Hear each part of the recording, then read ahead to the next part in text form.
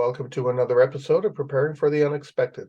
I'm your host, Alex Fullick, and as always, we like to talk about things related to resilience, disasters, business continuity, anything that can help you, your organization, or your community prepare for, respond to, and overcome adverse situations. If you'd like to be a guest on the show, please feel free. You can find me on LinkedIn. I'm the only Alex Fullick there. I'm really easy to find, and I do respond to everything I get. Today, I'm talking about a topic I've wanted to talk about for a long time. And I just so happened to run into someone who could talk about this at the BCI conference in London last month in November 2023.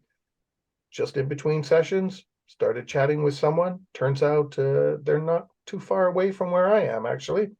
And they talk about the topic I want to talk about, insurance and resilience. We talk about this all the time in our industry, but I've never been able to get someone on the show to talk about it. So I'd like to welcome to the show today, Chris Snider. Chris, welcome to the show. Thank you, Alex. I really appreciate having the opportunity to sit down and talk about this. It's really close to my heart and very passionate about it. I'm looking forward to talking to you about this because, as I say, this crops up a lot. And I think for the most part, people just kind of make a lot of assumptions and comments about insurance. I'm really looking forward to hearing what you have to say. Now, before you and I get into all of that, could you take a minute and tell us a little bit about yourself, what you do, and how you got into what you do? Sure. I originally attended Seneca College here in Ontario in a fire protection program, thinking, one day I'm going to be a firefighter. Once I started getting into that, I realized that there's actually a broader side to it, code consulting, as well as insurance. And it intrigued me that they actually have engineers in the insurance industry working with insurance companies and brokers that go out and assess risk of current or prospect customers and help bring that information back to the underwriters for their pricing or selection, as well as helping the customers become more resilient, whether it's through physical means of fire protection or resilient means. So graduating out of school, I've worked for two international insurance companies, one for the first 5 years of my career, the other one for the 19 after that. And I've been out on my own now for about a year, doing the exact same thing, assessing risk, but focusing mostly on business resilience since about 2010, including supply chain interdependencies, upstream and downstream.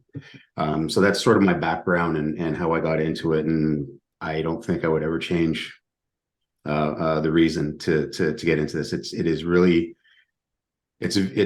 a really great way to go out and visit customers and see a whole bunch of different industries and bring your knowledge, excuse me, to them and help them become more resilient. Well, this is going to be interesting and quite the learning experience for me. So I'll apologize now if at any time I sound completely clueless. So let's jump into the first thing I want to ask you. What are some of the myths around insurance coverage during disasters? Because as I said at the beginning, a lot of people in my industry, we just assume it's there. But what are some of the myths? Yeah, I would say that that's actually one of the myths, that insurance is the safety net. That it's always going to be there and it's always going to be able to step in.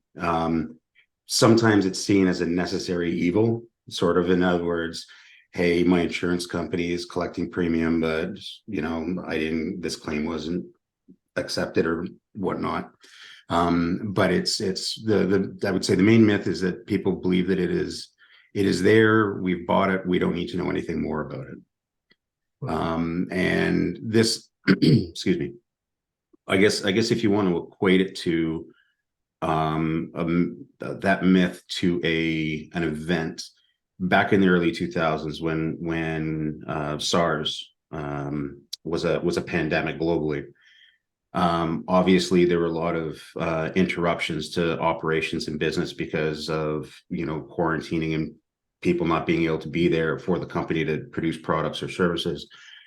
A lot of insurance companies after that had said, hey, this is, we're actually going to start excluding pandemics from our regular policy wording, and people would have to ask for it as an additional piece. And some companies just stayed away from it. Not many people paid attention to that because, again, hey, it's a safety net. And when we went into COVID-19, quite a few organizations globally were taking a look and saying, what do you mean it's not covered? Right? I can't open up. The government's told me to close my shop. So it's that sort of perpetuates the myth that it's a safety net. Hmm.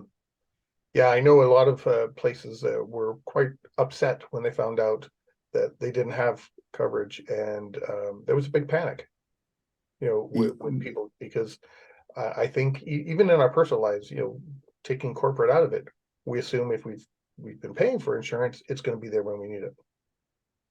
That's a really interesting point. Our first exposure as individuals to insurance is typically going to be personal lines insurance, which would be our home and auto. And we'll take auto as an example. We go out and we buy auto insurance. We've got our deductible. And I know that there's standard wording in the province of Ontario or Manitoba or BC. I get into an accident, I'm covering the deductible, and they're covering the rest. It's not the same as commercial insurance. There are so many different layers that can be brought into it. And I mean, just fine arts as an example. Are you going to ask for specific insurance on your house for your jewelry? Yes, but you have to ask for it, right? So we just think it's there because we're conditioned from the beginning to think that, hey, I buy it, I pay my annual premium, and it'll cover me. Yeah. But why do organizations then automatically believe insurance is the answer to disasters and crises? Because you talked about pandemics here, and a lot of organizations had insurance already, so they think they have it, so we're covered. But that's not always the case then. Why is that? Yeah. I would, the most important thing is, especially when you're on the commercial space, you're typically going to be going through a broker. There are a few direct to consumer insurance companies where you could just phone them up and get the coverage. But typically, if you're a larger organization, mid to large level, you're going to be going through a broker. And when you're saying, hey, this is what I want to be covered for, it's typically standard information that you're passing on. You're filling out a form or an application, and they're finding the best company for you. Companies typically don't turn around and say, what if? So what if this happens? What if that happens? And this goes back to where the engineering side comes in, doing that risk assessment and saying, here are our gaps. I've done my business impact analysis. Here are our gaps. Here's where I need to get to. Is this going to be covered by insurance if it happens? Because I can't find another way to mitigate it or to transfer the risk to supplier or customer. They're not running through these sort of steps to understand and then say, what is it? Is this covered? Is that covered? And from there, you just think, okay, I've got insurance, just like you did when you were growing up with the personal lines. And when it doesn't kick in, then you're left saying, okay, why I'm paying this premium, or it's in the wording. It's right there with inside the contract, whether it is or is not going to be covered. You just need to really go through it and understand. So does that mean that organizations literally have to think about everything that can go wrong to find out if their policy either already covers it, or if they need to find an additional policy to cover something that's missing? Because there are so many what ifs to ask. It could go on forever. Yeah, they can stay away from aliens' land and invade the country or something Don't like say that. that. We'll see that in the news tomorrow. Yeah, possibly. No, it's the when you're working through the assessment process, right? And that's the sort of the key to it, right? You have to run through the assessment and understand where the value creation is inside the organization. Like, what are the services or the products? And that helps you find out what are the key critical areas, whether it's a node on the transportation, or whether it's I've got two warehouses in the country, east and west, that are supplying 500 stores. The loss of revenue is at the store, but losing one warehouse can be catastrophic for that. So it's understanding that.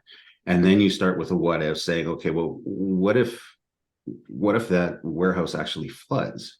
It's not in a flood zone, but we're seeing a lot of changes in the climate.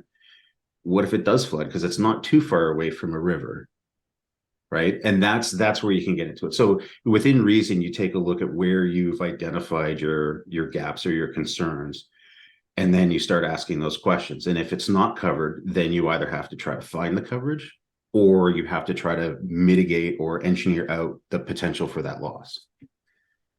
I couldn't help but think of this question when you were talking about you're doing the risk assessment, you're identifying the processes. So what comes first, the policy or identifying the processes? Or do you have to identify the processes before you can get a policy?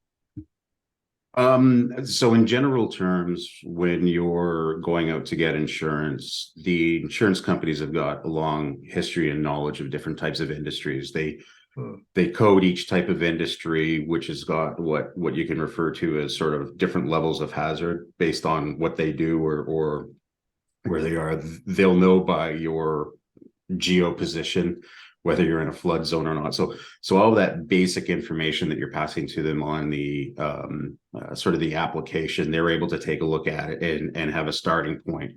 So what you want to do is you want to take a look with inside your industry, and that's how the insurance company is going to look at it. And from there, you find out the problematic areas with inside your industry, but also with inside your location. So the insurance will be there, and then you can start taking a look at it either at the same time or right afterwards.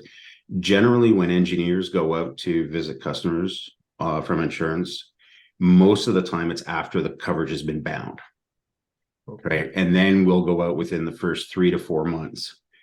Sometimes, and it's a little bit more on the rare side, we would go out prior to binding to take a look, and that's designed more to help the underwriter decide where they could be with inside the pricing scale of that coverage, or whether it is or is not a desirable risk for that insurance company.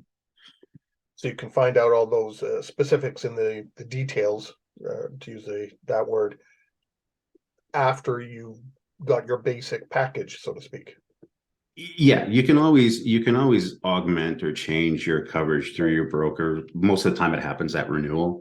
But for an organization, and listening to this, it's you get your coverage in place when the engineer comes out, or when you can actually bring out your own engineer, right? Because they're engineers with insurance companies, brokers, and then independents like myself. Bring them out, and they can go through that assessment with you, and that helps identify where the gaps are. And then you can move from there, so that at renewal, you're actually saying, hey, look, I was this way at the start of the policy. I'm now much better. I'm less risky. I've engineered out potential losses or severities. And then you can pass that on to the insurance company, and who knows, maybe you get better insurance terms. Fingers crossed. Indeed.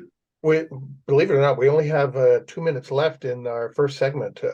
Time flies, but I do want to ask you, how are insurance companies feeling about the current state of affairs in the world? Like, so many more disasters and crises and polycrises, not just the fire flood type situations. How are they feeling about this? First of all, I'd say insurance companies are well aware of all of these emerging risks that are out there and the severity that's happening. There are a lot of associations across the globe with inside countries that aggregate data that insurance companies deal with. They understand that we're having more severe events. We're having more events occurring under, whether it's through climate change or whether it's through geopolitical events, that it's becoming more difficult. And they're working to try to stay on the front end of that, to be able to understand and price out their coverage to the customers that they're going to be dealing with.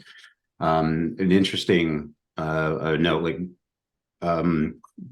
some data that I talked about at our conference for the BCI, coming from McKinsey and Munich Re. In the first half of 2023, the natural hazard or CAT events were estimated to be at about $110 billion of damage in the first US dollars in the first half. The insurable amount of that was only 53, estimated to be at 53 billion. So less than half of that. So insurance companies, they know these disasters are happening.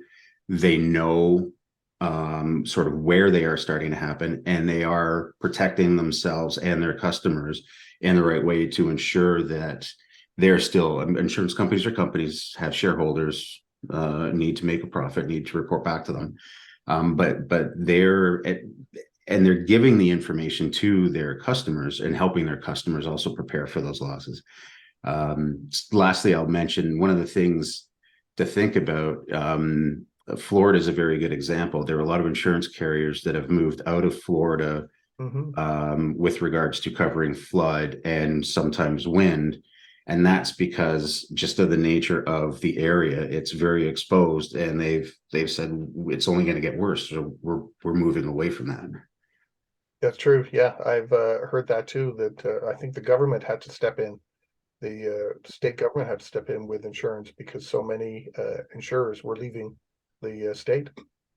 Yeah, same thing's happening in California with regards to wildfires, and you'll see that happening in Canada if it hasn't already started. I haven't really taken a look at, but wildfires in Canada, insurance companies might be pulling back on that as being a coverage, Yeah, or an extension that's going to cost a lot. Yeah. On that note, we've come to the end of our first segment. We are talking with Chris Snider today on insurance perspectives and resilience, and we will be right back. If you liked that video, thumbs up. If you didn't like that video, thumbs down. But leave me a message and let me know your thoughts. Of course, don't forget to subscribe. And in the meantime, stay prepared, everybody.